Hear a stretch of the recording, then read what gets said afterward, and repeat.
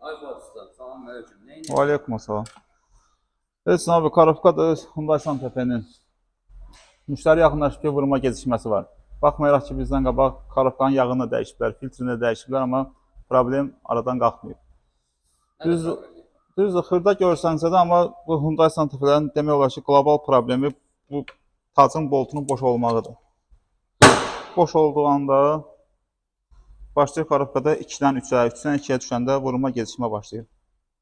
Yəni bizdə salamat Karabukka olsa belə, yəni ən azından filtr dəyişəndə bu paketlərə, nasosun özünə, bütün hamısının saniklərinə baxıb sonradan müştəriyə təhvil veririk.